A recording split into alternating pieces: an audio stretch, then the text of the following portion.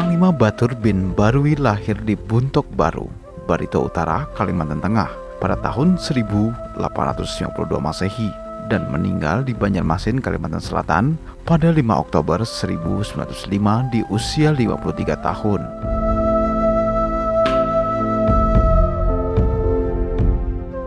Panglima Batur adalah seorang panglima suku Dayak Bakumpai dalam Perang Banjar yang berlangsung di pedalaman Barito, yang juga disebut sebagai Perang Barito sebagai kelanjutan dari Perang Banjar pertama.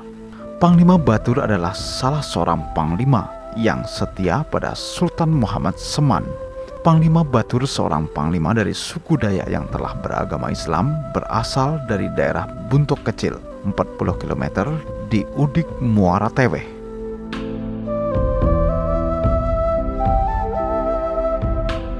Gelar panglima khusus untuk daerah suku-suku Dayak pada masa itu menunjukkan pangkat dengan tugas sebagai kepala yang mengatur keamanan dan mempunyai pasukan sebagai anak buahnya.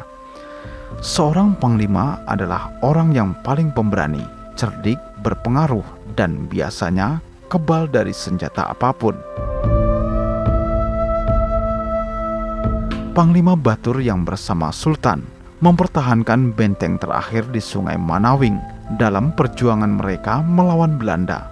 Pada saat Panglima Batur mendapat perintah untuk pergi ke Kesultanan Pasir untuk memperoleh mesiu, saat itulah benteng Manawing mendapat serangan Belanda.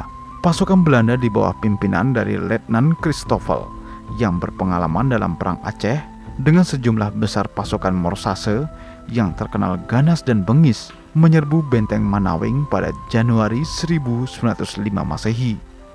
Dalam pertempuran yang tidak seimbang itu, Sultan Muhammad Seman tidak dapat bertahan. Sultan tertembak dan gugur sebagai kesuma bangsa saat itu. Panglima Batur merasa sedih ketika Sultan Muhammad Seman meninggal. Sultan Muhammad Seman dimakamkan di puncak Gunung Puruk Cahu. Kemudian Panglima Batur melanjutkan perjuangannya. Ia terkenal sangat teguh dengan pendiriannya dan sangat patuh dengan sumpah yang telah diucapkannya. Tetapi ia mudah terharu dan sedih jika melihat anak buahnya atau keluarganya yang jatuh menderita. Kelemahan inilah yang dijadikan alat untuk menjebaknya. Ketika terjadi upacara adat perkawinan kemanakannya di Kampung Lemo, di mana seluruh anggota keluarga dari Panglima Batur berkumpul. Pada saat itulah serdadu Belanda mengadakan penangkapan.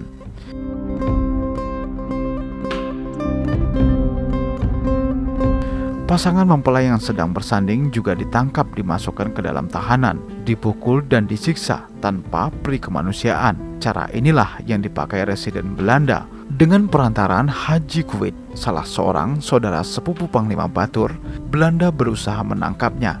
Atas suruhan Belanda, Haji Kuwit mengatakan bahwa Panglima Batur bersedia keluar dari persembunyiannya. Barulah tahanan yang terdiri dari keluarga kerajaan. Hati Panglima Batur menjadi gundah dan ia sadar akan keluarganya dalam bahaya. Maka dengan diiringi orang-orang tua dan orang sekampungnya, Panglima Batur berangkat ke Muara Teweh. Sesampainya di sana bukan perundingan yang didapatkan, akan tetapi ia ditangkap sebagai tawanan dan selanjutnya dihadapkan di meja pengadilan. Ini terjadi pada tanggal 24 Agustus 1905. Setelah 2 minggu ditawan di Muara Teweh, Panglima Batur diangkut dengan kapal ke Banjarmasin. Di kota Banjarmasin, ia diarak keliling kota dengan pemberitahuan bahwa inilah pemberontak yang keras kepala dan akan dijatuhkan hukuman mati.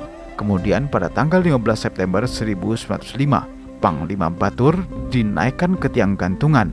Permintaan terakhir yang diucapkannya ialah ia meminta untuk membaca 2 kalimat syahadat. Kemudian setelah itu, hukuman pun dilaksanakan. Lalu ia pun gugur sebagai kesuma bangsa. Akan tetapi sejak 21 April 1958, jenazahnya dipindahkan ke Kompleks Makam Pahlawan Banjar. Perjuangan Panglima Batur telah dituangkan dalam buku Jejak Langkah Perjuangan Panglima Batur yang ditulis oleh Haji Mukeri Inas.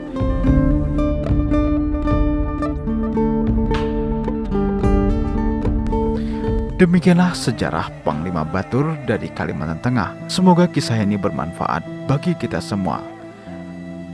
Untuk kisah-kisah sejarah berikutnya, Anda dapat menyaksikannya di channel Kayong TV. Sampai jumpa dan salam budaya.